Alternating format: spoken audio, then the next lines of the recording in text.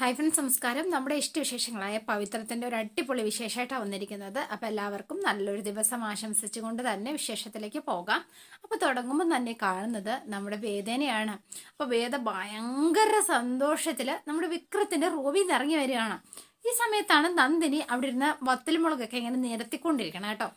ഈ സമയത്ത് വേഗം തന്നെ പെട്ടെന്ന് ഇത് കണ്ടുകൊണ്ട് നന്ദിനിയുടെ കണ്ണുപോയി. ആള് പരിസരം മറന്നാണ് വരുന്നത്. അത് കണ്ടപ്പോഴാണ് നന്ദിനിക്ക് ആകെ ടെൻഷനായത്. നന്ദിനി അവളെ വിളിച്ചെങ്കിലും അവള് തിരിഞ്ഞു പോലും നോക്കിയില്ല. ആളകത്തേക്ക് കയറിപ്പോയി. വേഗം തന്നെ ഓടിച്ചെന്ന് വിക്രത്തിന്റെ റൂമിലേക്ക് ഇങ്ങനെ ജനൽ വഴി നോക്കുമ്പോൾ വിക്രം ഷർട്ടിന്റെ ബട്ടൺസ് ഇങ്ങനെ ഇട്ടോണ്ട് നിൽക്കുകയാണ്. എന്റെ ഈശ്വര, ചതിച്ചോ എന്നൊക്കെ പറഞ്ഞ് നെഞ്ചത്ത് കയ്യും വെച്ച് നന്ദിനി ഇങ്ങനെ നിൽക്കുകയാണ്. പിന്നെ കാണുന്നത് നമ്മുടെ ദർശനെയാണ്. അപ്പൊ ദർശൻ അമ്മ ഗായത്രിയോട് ഇങ്ങനെ ചൂടാവുക. അമ്മ അവിടെ ചെന്ന് ഇങ്ങനെ സംസാരിക്കുന്നതിന് മുന്നേ എന്നോട് സംസാരിച്ചോ? ദർശ അങ്ങനെ പ്ലാൻ ചെയ്തതല്ല, അവിടെ വെച്ച് സംസാരിച്ചോന്നേ ഉള്ളൂ. അമ്മേ, നിയമം പ്രാക്ടീസ് ചെയ്യുന്ന ആളാ. അമ്മേ, എന്റെ മുന്നിൽ അതൊരു ഡയലോഗുമായിട്ട് വരരുത്. ഇത് അച്ഛനും അമ്മയും പ്ലാൻ ചെയ്തത് തന്നെയാ. എല്ലാം അമ്മയെ ഏൽപ്പിച്ചിട്ട് അച്ഛൻ ബിസിനസ് എന്ന് പറഞ്ഞ് പോവുകയും ചെയ്തു. ഇനി ഞങ്ങള് പ്ലാൻ ചെയ്താണെങ്കിൽ എന്താടാ തെറ്റ്? നിന്റെ വിവാഹ കാര്യമല്ലേ, അതാ ഞങ്ങൾക്ക് ടെൻഷനില്ലേ? ഇത് നിങ്ങൾ ടെൻഷൻ കൊണ്ട് ചെയ്താലെന്ന് എനിക്കറിയാം. നിങ്ങൾക്ക് എങ്ങനെയെങ്കിലും ആ കുടുംബമായിട്ട് എന്റെ വിവാഹം ഉറപ്പിക്കണം. അതിന്റെ കാരണം എനിക്കറിയില്ല എന്നാണോ അമ്മ കരുതുന്നത്? നീ എന്താ ഉദ്ദേശിക്കുന്നത്? അവരുടെ സ്വത്ത് കണ്ടിട്ടെന്നാണോ? എന്താ അതല്ലേ? എന്റെ ദർശ, നീ എന്താ ഈ പറയുന്നത്? ദീപ്തിയുമായിട്ടുള്ള കല്യാണം നടത്തിയ ജസ്റ്റിസ് ശങ്കർ നാരായണൻ നിന്റെ പേർക്കെല്ലാം എഴുതി തരുമെന്ന് വിശ്വസിക്കാൻ മാത്രം വിഡ്ഢിയാണോ? സ്വത്തിനേക്കാൾ ആ കുടുംബത്തിന്റെ അന്തസ്സും ആഭിചാരമാണ് പ്രധാനം. അവിടേക്കാണ് നമ്മുടെ കുട്ടി കല്യാണം കഴിച്ച് ചെന്നേക്കുന്നത്. ആ വീട്ടിൽ നിന്നൊരു കുട്ടി ആഗ്രഹിക്കുന്നു എന്ന് അറിഞ്ഞപ്പോ ഒരെതിരും പറയാതെ സമ്മതിച്ചല്ലേ? എന്നിട്ട് എന്തായി? നാട്ടിലെ ആളുകൾ മുഴുവൻ അച്ഛനോട് ചോദിക്കുന്നത് നിനക്കെന്ത് കുഴപ്പമായിണ്ടായിട്ടാ അവൾ ഉപേക്ഷിച്ചു പോയെന്നാ. നമ്മള് മാത്രോ? ഇതേ ചോദ്യത്തിന് തന്നെയാ ഉത്തരം വർഷ പറയേണ്ടത്. ഇനി അവളെ വർഷയെ പ്രസവത്തിന് കൊണ്ടുവരുമ്പോ തന്നെ ബന്ധുക്കളും സുഹൃത്തുക്കളും വരും. അവരന്വേഷിക്കുന്നത് വർഷയുടെ സുഖകരമല്ല, നിന്റെ കല്യാണത്തെ കുറിച്ചായിരിക്കും. അതിനെക്കുറിച്ച് സംസാരിച്ചപ്പോ ഞാനാ ഇങ്ങനൊരു സജഷൻ പറഞ്ഞത്. കേട്ടപ്പോ കൊള്ളാവുന്ന ഒന്നാന്ന് അച്ഛനും പറഞ്ഞു. തെറ്റിയാണെങ്കിൽ നിനക്കറിയാവുന്ന കുട്ടിയും. നിങ്ങൾ എന്താ പറയുന്നത് നിശ്ചയുണ്ടോ? അവളെ ഞാൻ കണ്ടിട്ടുള്ളത് എന്റെ അനിയത്തിയുടെ സ്ഥാനത്താ. ഓ, അതിലൊന്നും വലിയ കാര്യമില്ലടാ. അനിയത്തിയുടെ സ്ഥാനമല്ലേ, അല്ലാതെ ശരിക്കും അനിയത്തിയൊന്നും അല്ലല്ലോ. വേദി വിവാഹം കഴിച്ചിരുന്നെങ്കിൽ അവൾ ആരായിരുന്നു അമ്മേ? ആ വിവാഹം നടന്നില്ലല്ലോ ദർശ. നീ അത് തന്നെ ആലോചിച്ചിരിക്കുന്നത് എന്തിനാ? ഇപ്പോഴും അവള് തിരിച്ചു വരും എന്നാണോ നിന്റെ വിചാരം? തന്നെ ഇത്രയും നാള് അന്യൊരുത്തന്റെ ഭാര്യയായിട്ട് കഴിഞ്ഞ അവളെ സ്വീകരിക്കാൻ തയ്യാറാവൂന്നാണോ? പിന്നെ അവള് മനസ്സുകൊണ്ട് തയ്യാറാണെങ്കിൽ അവൾ എത്ര നാൾ എവിടെ താമസിച്ചാലും എനിക്ക് പ്രശ്നമല്ല. ഓഹോ, എന്നാൽ അങ്ങനെയാണോ? എന്നാ മോനൊന്ന് കേട്ടോ. ദേ, അങ്ങനെ സംഭവിച്ച ദേ ഈ അമ്മ ജീവിച്ചിരോടെ ഇരിക്കുന്നുണ്ടെങ്കില് അത് ഒരിക്കലും അമ്മ ജീവിച്ചിരിക്കുമ്പോ നടക്കില്ല ദർശ. അത് നീ അങ്ങ് മാറ്റി വെച്ചേരെ. മോനെ ദർശ, നീ ഇപ്പൊ ജീവിക്കുന്നത് ഒരു പകൽ കിനാവിലാ. അവളെല്ലാം ഉപേക്ഷിച്ച് നിന്നെ തിരിച്ച് തേടി വരുമെന്നൊക്കെ, ഉപേക്ഷിച്ച് വരുമെന്നും ഒക്കെ നീ വിശ്വസിക്കുന്നത് തെറ്റാടാ.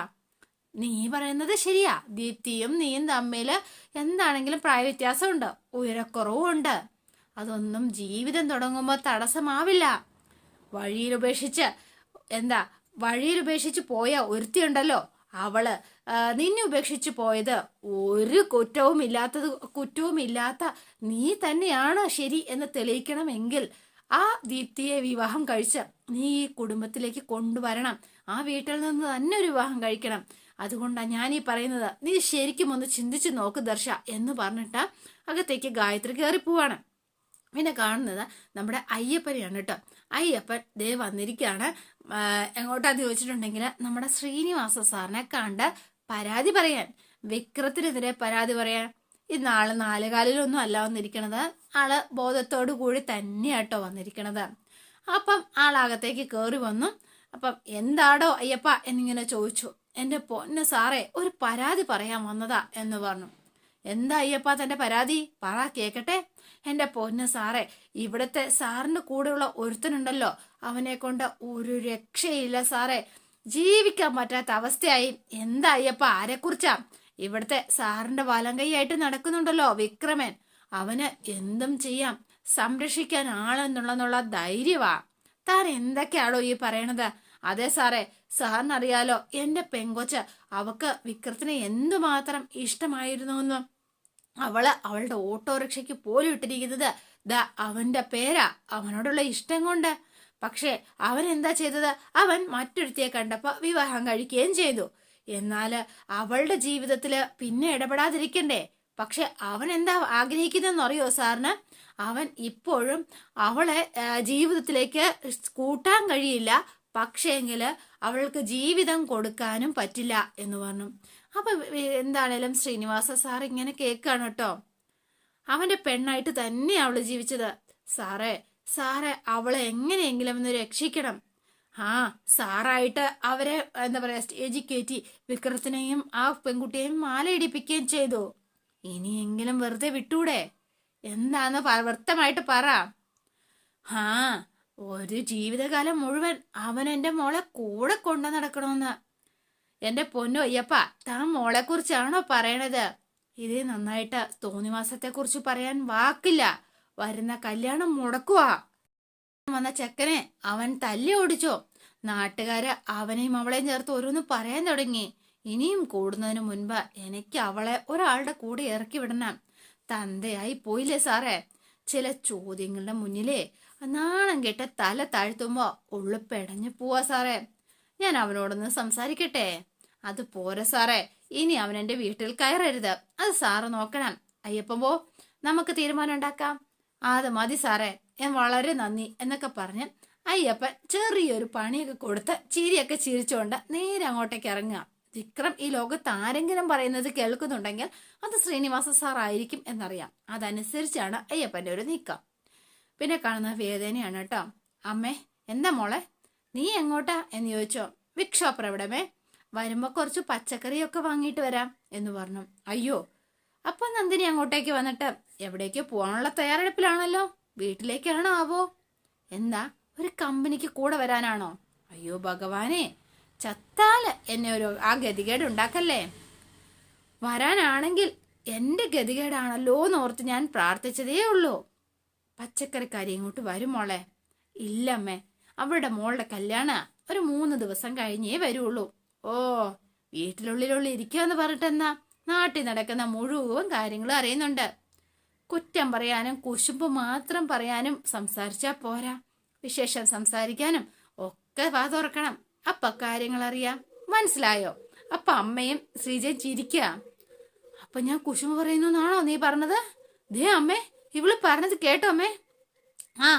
എത്രയും കാലമായിട്ടും അമ്മയ്ക്ക് അങ്ങനെ തോന്നിട്ടുണ്ടോ? ശ്രീജയടത്തേക്ക് അങ്ങനെ തോന്നിട്ടുണ്ടോ? എന്ന് പറഞ്ഞു. ഇപ്പൊ ഇവള് പറയുന്ന കേട്ടില്ലേ? ചുമ്മാ ഒരു ചോദിച്ചതിനുള്ളൊരു ഉത്തരവല്ലേ അവള് പറഞ്ഞോളൂ. അമ്മേ, എല്ലാ കാര്യങ്ങളും അറിയുന്നുണ്ടല്ലോ എന്നുള്ളൊരു കോംപ്ലിമെന്റാ പറഞ്ഞത്. അതിനെങ്ങനാണോ മറുപടി പറയേണ്ടത്? അതെ, ഞാൻ നന്ദിനിയടത്തെ കുറിച്ചല്ല പറഞ്ഞത്. മനുഷ്യരുടെ കാര്യം പരസ്പരം അറിയാൻ വേണ്ടി എന്ത് ചെയ്യണമെന്ന് ജനറലായിട്ട് പറഞ്ഞു എന്ന്. അത് ശരിയാ, വേദ ഒരു സ്റ്റേറ്റ്മെന്റ് പറഞ്ഞതല്ലേ, അത് നിന്നെ കുറിച്ചാണ് നിനക്ക് തോന്നിയതാവും മോളെ എന്ന് പറഞ്ഞു. നീ ശരി, ഒരു കാര്യം ചെയ്യാം. ശ്രീജ വേഗം വേദയുടെ കൂടെ ചെല്ല. നന്ദിനി ഇങ്ങ് വാ, ഇന്ന് വീട്ടിലെ പണികൾ നമുക്ക് 2 പേർ കൂടെ ചെയ്തു തീർക്കാം. അടിപൊളി. അപ്പൊ നന്ദിനിക്ക് പണി ഞാൻ അടിച്ചു വാരി തുടയ്ക്കണം, തുണി കഴുകണം, പാത്രം കഴുകണം, അത്രയേ ഉള്ളൂ എന്ന് പറഞ്ഞു. അത്രയും പോരേ? എന്നാ ശ്രീജ ചെല്ലും മോളെ.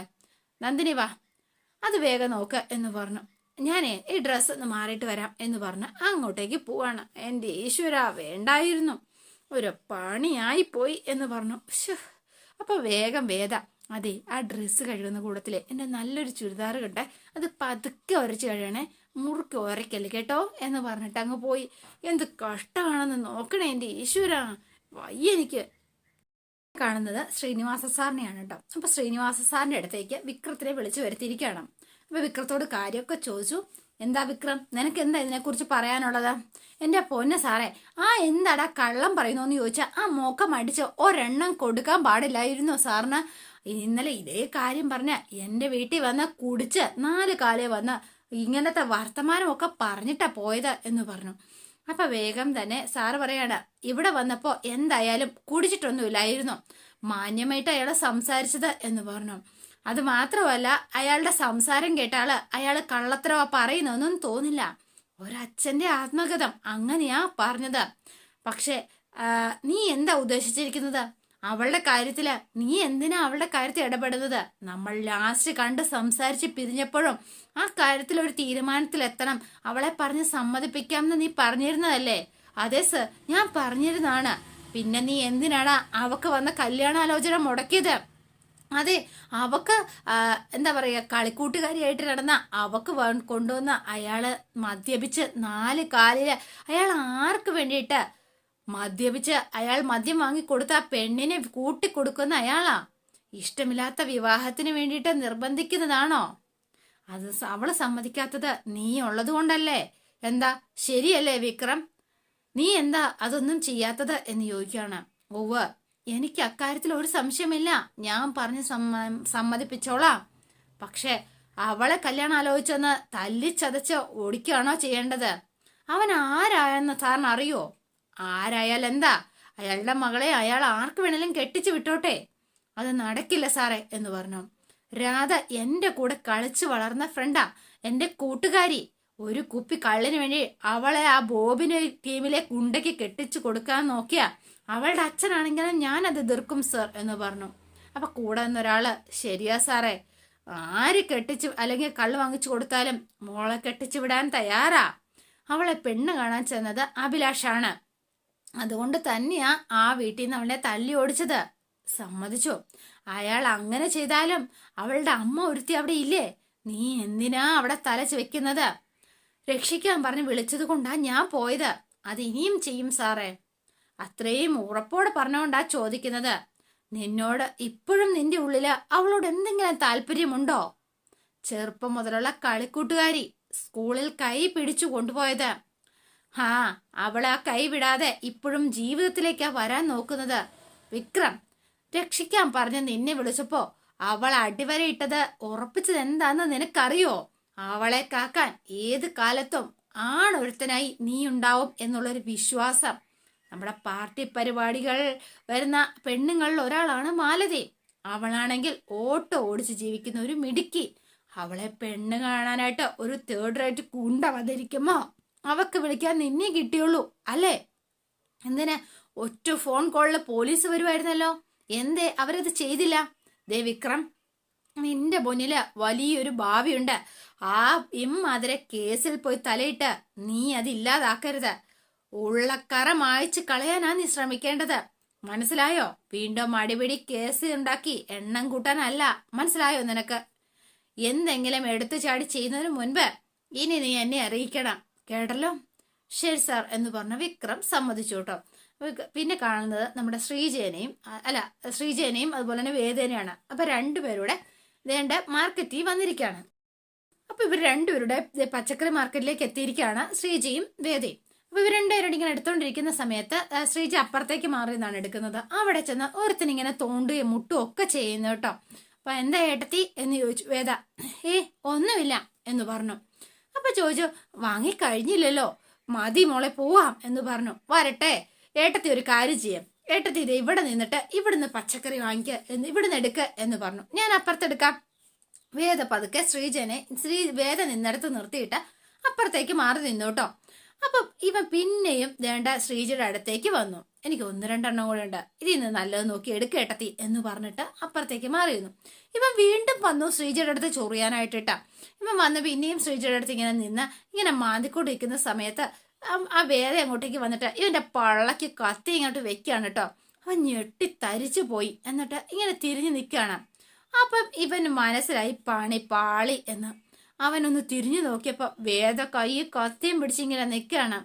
എന്താടാ നിനക്ക് എന്ന് ചോദിച്ചു. നിനക്കെന്താ വല്ലാത്ത ചോറിച്ചില്ല? ഒന്നും നോക്കിയില്ല, അവന്റെ കാരണക്കുട്ടി പുകച്ച ഒരൊറ്റ അടി അങ്ങ് വെച്ചു കൊടുത്തു. അപ്പൊ കിട്ടാനുള്ളതൊക്കെ അവൻ വാങ്ങിച്ചു കൂട്ടി. എന്നിട്ട് ഇങ്ങനെ നിൽക്കാട്ടോ. എല്ലാ പെൺകുട്ടികൾക്കും പെട്ടെന്ന് അങ്ങ് പ്രതികരിക്കാൻ ചിലപ്പോ പറ്റിയെന്ന് വരില്ല, അതൊരു അഡ്വാൻറ്റേജ് ആയിട്ട് എടുക്കരുത്. പോരാനല്ലേ പറഞ്ഞത് എന്ന് ചോദിച്ചു. അവൻ ജീവനും കൊണ്ട് ഓടി എന്നുള്ള സത്യം.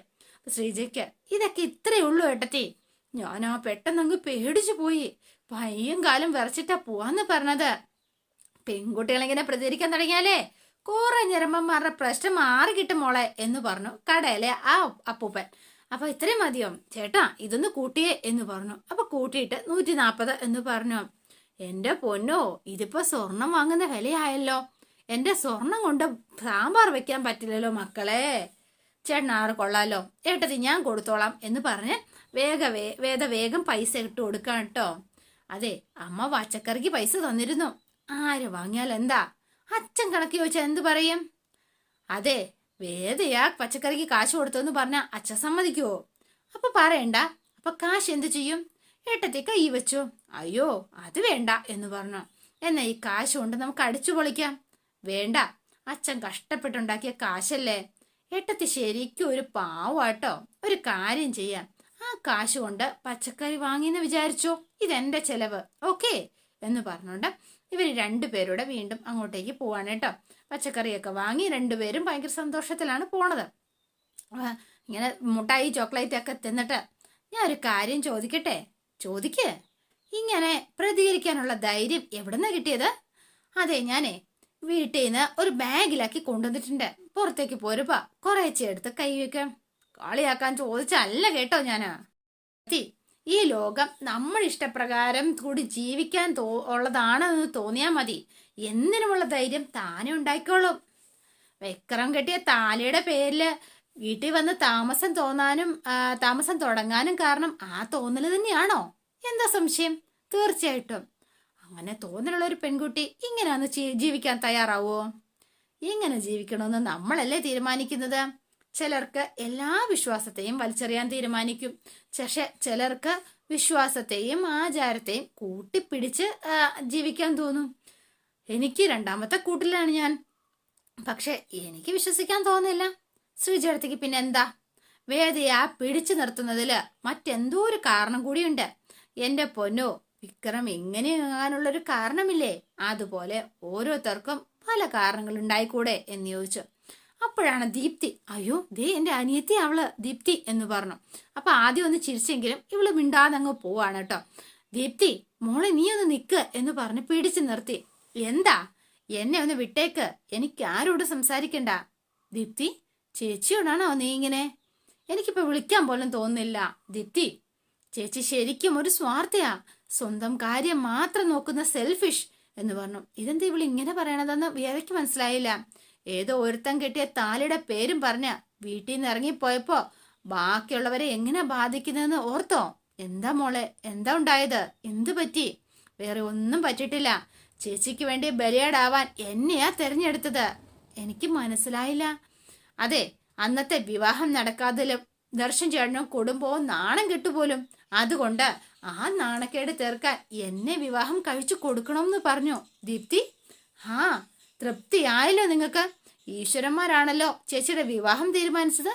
ഇപ്പൊ പറ, അത് ഈശ്വരന്മാരാണോ എനിക്കിട്ടും ഈ പണി തരാൻ പോണത്? ആണോ ചേച്ചി എന്ന് ചോദിച്ചു. ഒന്നുമില്ല അല്ലേ, എല്ലാവരും കൂടി ഇതാ ചെയ്യിപ്പിക്കാൻ പോണെങ്കിൽ പിന്നെ എന്ത് വേണമെന്ന് എനിക്കറിയാം എന്ന് പറഞ്ഞ് ദീപ്തി അവിടുന്ന് ദേഷ്യപ്പെട്ട് അങ്ങ് പോയി കേട്ടോ. അപ്പൊ വേഗം തന്നെ വേദ ഫോൺ എടുത്ത് ദർശന്റെ ഫോണിലേക്ക് വിളിക്കുകയാണ്. ഹായ് വേദ എന്ന് പറഞ്ഞു കേട്ടോ. വേദ സുഖമല്ലേ തനിക്ക്? I am fine Darshan. ദർശനോ? അതെ, അത് വേദയ്ക്ക് സന്തോഷമാവുമെങ്കിൽ ഞാൻ സുഖമാണെന്ന് തന്നെ പറയാം എന്ന് പറഞ്ഞു.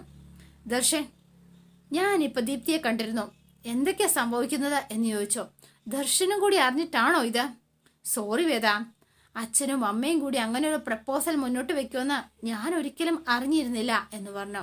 വളരെ അൺഎക്സ്പെക്റ്റഡ് ആയിട്ടാണ് അമ്മ പറയുകയും ചെയ്തത്. But Veda, don't get upset. ഒരു കാരണവശാലും ഞാൻ വേണ്ട വിധം കൈകാര്യം ചെയ്തോളാം. Are you sugar? ഞാൻ ചെയ്യാൻ പറ്റാത്ത ഒരു കാര്യവും വേദയ്ക്ക് വേണ്ടി ഏറ്റെടുത്തിട്ടില്ല. ഓ താങ്ക് യു ദർശൻ എന്ന് പറഞ്ഞു. ഈ ലോകത്ത് ഏറ്റവും റിയൽ ഫ്രണ്ട് എന്ന് പറയാനുള്ളത് ദർശൻ മാത്രമേ ഉള്ളൂ. താങ്ക് യു സോ മച്ച് എന്ന് പറഞ്ഞു. അപ്പം ദർശൻ മിണ്ടാതെ നിന്നിട്ട്, വേദ ലീവ് ടു മീ. പിന്നെ നിനക്ക് വേദന ഉണ്ടാക്കുന്ന ഒരു കാര്യവും ഞാൻ എൻ്റെ ജീവിതത്തിൽ ചെയ്യില്ല, ഉറപ്പ്. താങ്ക് യു അഗെയിൻ എന്ന് പറഞ്ഞു. ബൈ എന്ന് പറഞ്ഞു ഫോൺ കട്ട് ചെയ്തു കേട്ടോ. അപ്പൊ ദർശൻ തൻ്റെ ഹൽദിയുടെ സമയത്ത് വേദയോട് പറഞ്ഞ ഐ ലവ് യു അതിങ്ങനെ ആലോചിച്ചിരിക്കുകയാണ് കേട്ടോ. തിരിച്ചു പറയില്ല. ശരിക്കും പറഞ്ഞാൽ ഒരു ബേസ്റ്റ് ഫ്രണ്ട് എന്ന നിലയിൽ തൻ്റെ കണ്ണിൽ നോക്കി എനിക്കത് പറയാൻ കഴിയില്ല എന്ന് വേദ അന്ന് പറഞ്ഞിരുന്നു ദർശനോട്. പക്ഷേങ്കിൽ ഒരു താലി എൻ്റെ കഴുത്തിൽ കയറിയാൽ അതിനുശേഷം ഞാൻ പറയാം എന്നാണ് അന്ന് വേദ പറഞ്ഞിരുന്നത്. അതിങ്ങനെ ഓർത്ത് ദർശൻ ഇങ്ങനെ ഇരിക്കുന്നതോടെയാണ് ഇന്നത്തെ വിശേഷം അവസാനിക്കുന്നത്. ഇനി നാളത്തെ വിശേഷം ഇതിലും ഗംഭീരമാണ്. അപ്പോൾ എല്ലാവരും വെയിറ്റ് ചെയ്യുക. ഇഷ്ടപ്പെട്ടെങ്കിൽ ലൈക്ക് ചെയ്യുക, ഷെയർ ചെയ്യുക, തൊട്ടടുത്ത് ആ ബെൽ ബട്ടൺ കൂടെ ഒന്ന് ഞെക്കുകയാണെങ്കിൽ ഞാൻ ഇടുമ്പോൾ തന്നെ നോട്ടിഫിക്കേഷൻ ലഭിക്കുന്നതായിരിക്കും. പുതുപുത്തൻ വിശേഷമായിട്ട് എത്താം. Bye and see you again.